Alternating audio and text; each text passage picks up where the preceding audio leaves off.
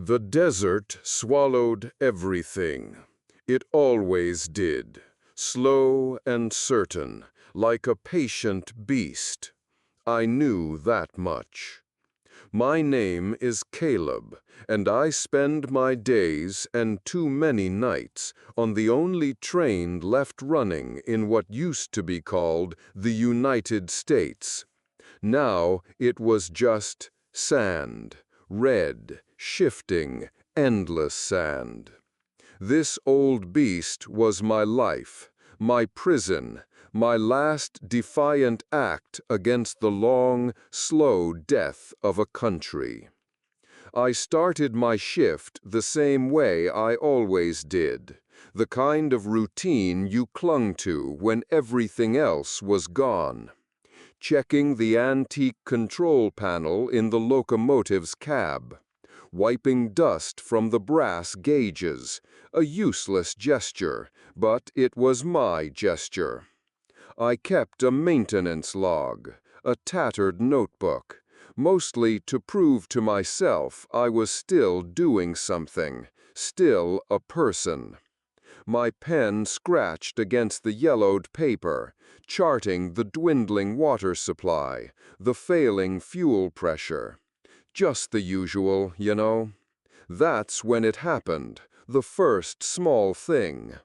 I was writing water critically low, and the pencil, a stubby old thing I'd had for years, turned frigid in my hand.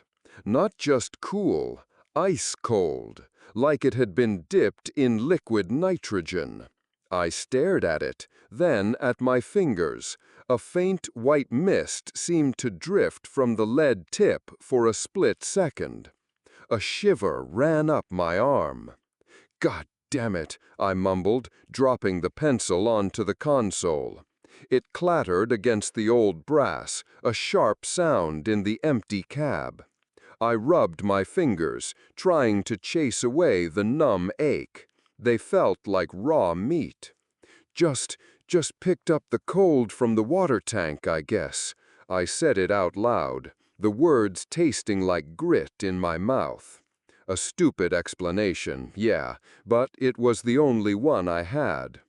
I grabbed another pencil, duller than the first, and forced myself to continue writing. It didn't feel cold, normal. Everything was normal. I told myself that. I tapped the steam gauge. The needle, usually steady as a rock, fluttered erratically, jumped a few points, then settled back down. It let out a soft, almost polite hiss, a sound that wasn't quite right, not the usual rhythmic escape of steam. More like a whisper, thin and reedy, like a sigh. "There you go again, you old rust bucket," I muttered, shaking my head. A sad, tired smile touched my lips. "Just pressure, that's all. Old age setting in for both of us." Outside the window, the same red dunes rolled past. They always did, day in, day out. Sometimes I thought the sun itself was tired of looking at them. I pulled a lever, feeling the familiar shudder beneath my feet as the engine responded. After logging what needed logging, I figured I should check the electrical cars. Maintenance, gotta keep busy. I walked along the narrow corridor of the cargo car, the metal floor groaning under my boots. Every step echoed, amplified by the emptiness around me. I was looking for a specific spare part, something from the old days, a relay switch that might just work one more time.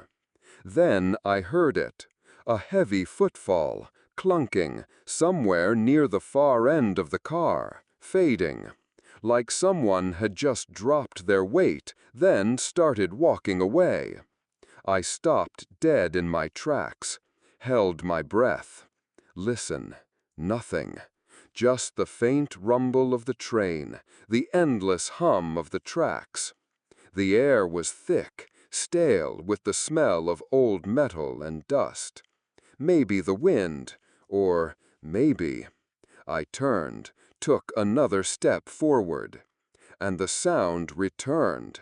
This time it was behind me, clearer, a boot scraping, dragging slightly, then a definite, solid thunk on the floor. I spun around, my heart doing a little jig in my chest. Nothing.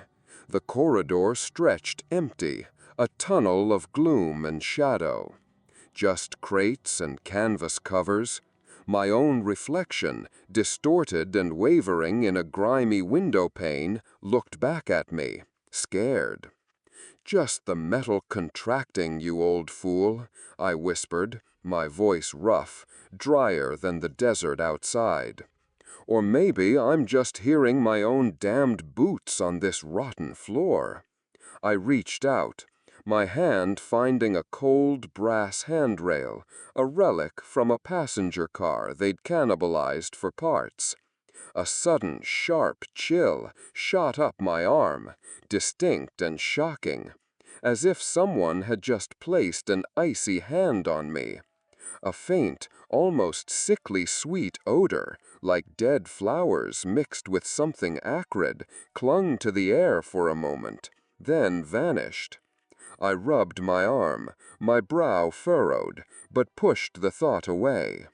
It was just an old train, an old man, too much time alone.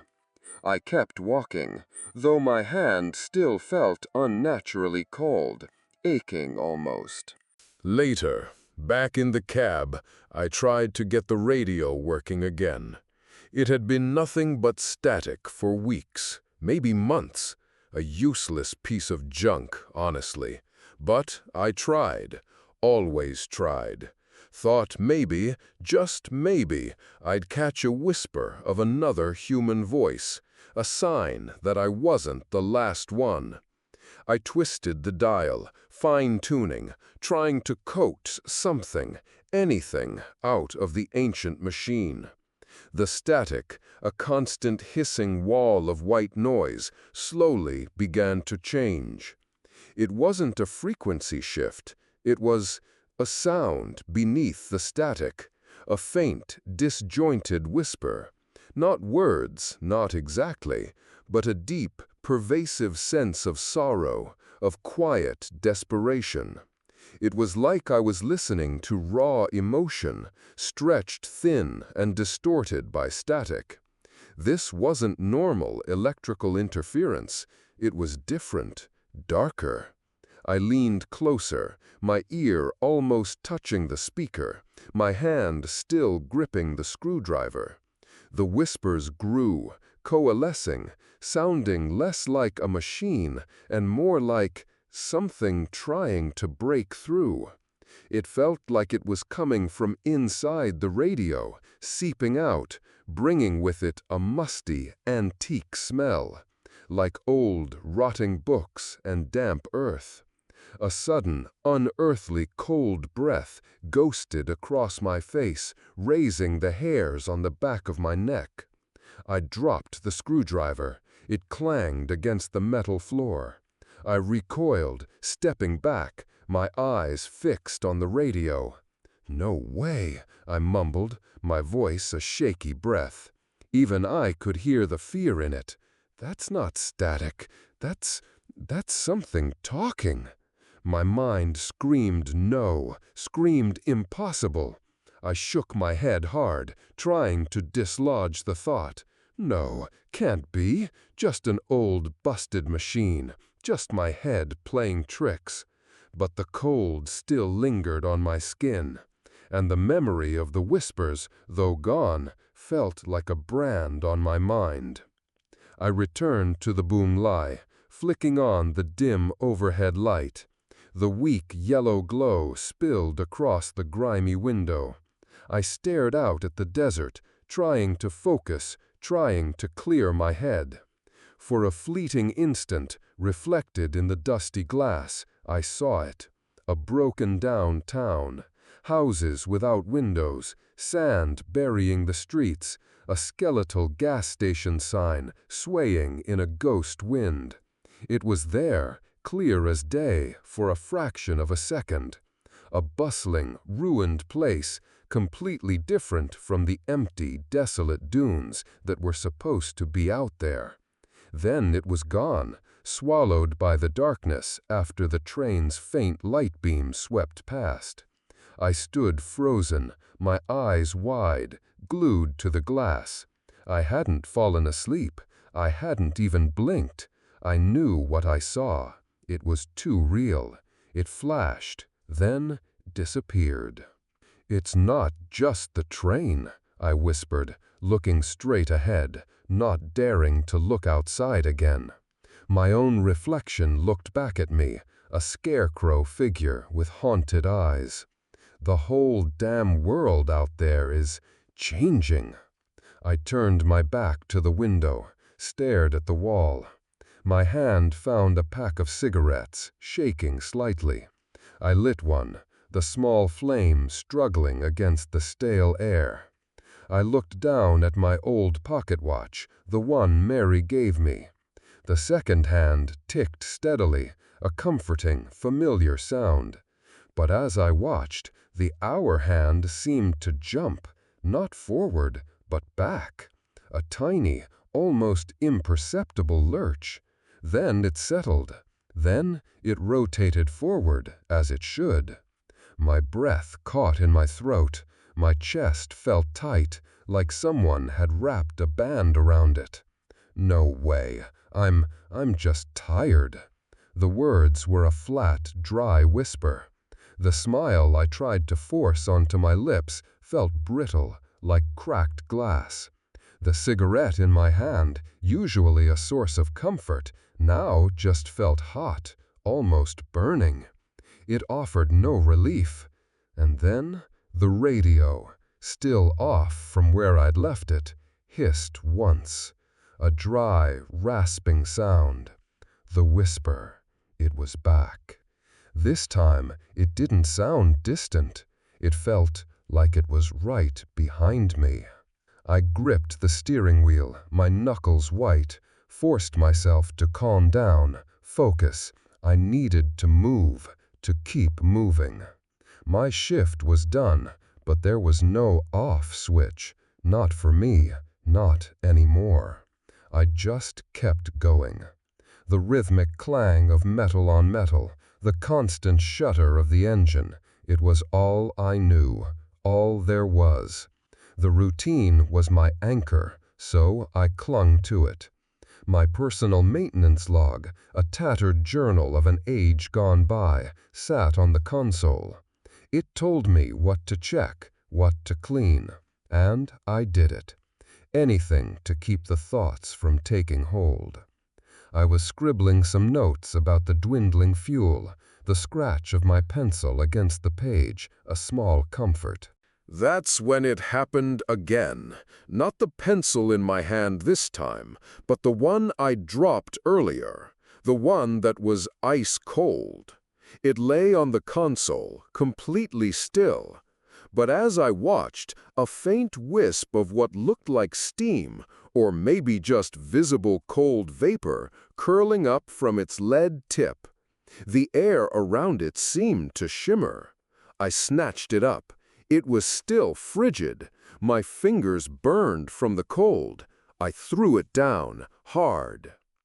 I let out a long, ragged sigh. It must be picking up the residual cold from the water tanks under the cab, yeah. Something's leaking, or the insulation's gone to hell. I mumbled the words to myself, trying to make them sound convincing. They didn't. I picked up another pencil, one that felt normal, and forced myself to continue writing, leaving the icy one where it lay. There was always something to do, always. I decided to make my rounds, checking the electrical cars behind the cab just to confirm my notes. The cab door squealed open, then shut behind me with a heavy thud. The air in the passenger cars, unused for longer than I could remember, was thick with the smell of dust and disuse. Old velvet seats, faded and torn, stared vacantly at me. Then I heard it, a soft sniffle, like a child trying to hold back tears. It came from the far end of the first passenger car, near the door leading to the next. I froze. My breathing seemed impossibly loud. The sniffle sound, it stopped.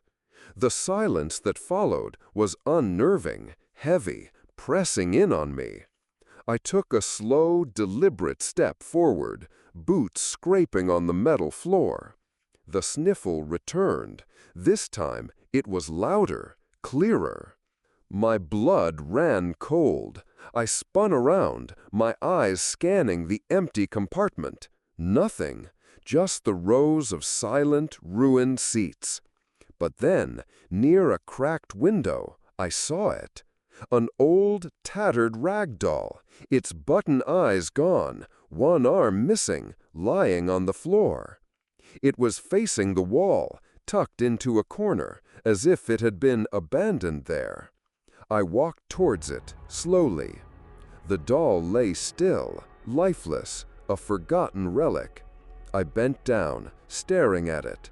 It was just a doll, a broken toy, a piece of fabric and stuffing, nothing more. But as I turned to walk away, a prickle ran up my spine. A distinct, horrid sensation. A feeling that those empty, shattered glass eyes, even though they were facing the wall, were boring into my back, watching me. I didn't turn around, couldn't. I practically ran back to the cab, the fear a cold knot in my stomach. My heart hammered against my ribs, a wild drum solo in my chest. I slammed the cab door shut, then locked it, and the next, all the doors leading to the rear cars. I twisted each latch, turned each bolt, as if the doors might suddenly fly open on their own. I secured them with an almost frantic energy. "You're tired, Caleb," I hissed to myself, my reflection in the dark glass, a wild-eyed stranger. Just too damn tired and too damn alone. But the words felt hollow. They rang false. Deep down, I knew this wasn't just exhaustion. This was something else entirely. I leaned against the console, trying to steady my racing pulse. I needed contact, proof that there was still an outside world, that I wasn't losing my mind out here in the infinite desert. I punched the power button on the radio. Just static, a harsh, relentless white noise. I fiddled with the dial again, desperately searching for anything, a distant voice, a song, anything. But it was just the hiss, the endless, mocking hiss. My mind drifted back to Mary, my wife, gone, lost to this desert like everything else. Her voice. God, how I missed her voice. Soft, lilting, always full of a warmth the desert could never steal. Just a single word, I thought. I just wanted to hear her say my name one more time. And then the static broke. Not a clean break, but a sudden, sharp snap like a twig underfoot. And her voice, clear as a bell, soft, gentle, just like I remembered it. "Caleb, darling, can you hear me?" My breath hitched. My eyes were glued to the radio, suddenly a living, breathing thing. This wasn't real. It couldn't be. I swallowed, my throat dry as bone. Tried to speak. No sound. Are you there, Caleb?" Her voice continued, a whisper as fragile as spun glass. I'm in the last car. I've been waiting for you." "Mary!" The word tore from my throat, a ragged, desperate sound. I was already moving, scrambling, pushing myself past the control panel, through the cab door. I ran down the narrow corridor, past the locked doors to the passenger cars, not even noticing the silence. Only one thing mattered: Mary, the last car. I reached the door to the final car, the cargo car. This was it. The door, usually heavy and cumbersome, now felt like it was made of solid lead, bolted shut from the inside of a tomb. It wouldn't budge. I threw my weight against it, again and again. Nothing. "Mary, I'm here! Let me in!" I yelled, my voice cracking, tears stinging my eyes. I pounded on the metal, my fists aching, skin tearing. The door remained steadfast, unmoving, as if it had been welded shut. My strength gave out. I stumbled back, gasping, chest heaving. And then, from the other side of the door, a soft thud, like something heavy, something fragile, had just fallen. Then, slowly, silently, the door creaked open. No struggle, no effort, just a smooth, terrifying swing inwards. Inside, there was no Mary, just an empty cargo car. The air was colder here, much colder, and something felt wrong, as if the very space had been scooped out and replaced with nothingness. In the center of the wooden floor, shattered into 1,000 gleaming shards, lay a broken mirror. It reflected nothing but a swirling, impenetrable black void. I stumbled back into the Boonlai, my breath coming in ragged, painful gasps. I dropped into my seat, staring at the radio. It was off again, silent, dead. My eyes scanned the console, trying to find some anchor, some shred of reality to cling to. My maintenance log. I picked it up, my hands trembling. An old, brittle piece of paper, folded in half, fell from between the pages. It wasn't mine. The paper was yellowed, the ink faded. On it, a crude, childlike drawing of a train. And in the bottom corner, written in a shaky, almost illegible hand, a single sentence. "Don't believe what it says. It's inside me." Just then, the whistle blared. Not the usual sharp, clear blast I always pressed. No. This was a long, drawn-out shriek, a mournful wail that scraped against my eardrums. It sounded like pure agony, a cry of despair. And I knew, deep down in the cold, hollow pit of my stomach, that it was the whistle of this train, my train, and I had never, ever heard a sound like that before. I ran back to the engine, stumbling over my own feet, the taste of rust and fear thick in my mouth. My head pounded. That mirror, Mary's voice, the whistle, it all felt like a hammer blow. I dropped into my seat, my chest heaving and burning. Had to focus, had to do something. My maintenance log, the one thing that still made sense, lay open on the console. It was a lifeline. I picked a pencil, a normal one, the icy one still lying there, a small, frosted snake. I gripped the new pencil so hard, my knuckles turned white. Just get back to it, Caleb," I whispered to myself, the words barely a breath. "That's it. Keep busy, keep moving, nothing else to do." I glanced at the engine status panel, a flickering green light telling me everything was operational. Operational, my ass! This whole damn train was falling apart, and now Now it was doing worse than that. It was becoming something else. Right, routine, that's what I needed. Maintenance checks. I decided I should finish my rounds, the cargo car next. I pushed myself up, my legs feeling like lead, forcing them to move. The cab door squealed open, then shut behind me with a heavy thud, just like before. The sound made me jump, nerves frayed. The air in the cargo car was stale, heavy with the scent of old metal and dust, but it wasn't just that anymore. There was something else, something organic. I walked down the narrow corridor between stacks of rusty crates, my boots echoing. The metal floor groaned beneath me, a deep, weary sound. This car was always a mess.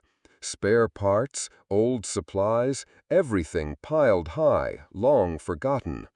The dim light from the overhead bulbs struggled to penetrate the shadows. That's when I heard it again. A low, drawn-out moan. It wasn't the usual squeal of metal grinding or the creak of the train shifting on its axles. This was different. It sounded wet. Like worn-out hinges, yeah, but under that, it was like bones moving, groaning under an impossible weight. A deep, guttural sound that seemed to come from the very structure of the car itself. I stopped dead, held my breath. Listen. The sound faded, then returned, weaker this time, a soft, pitiful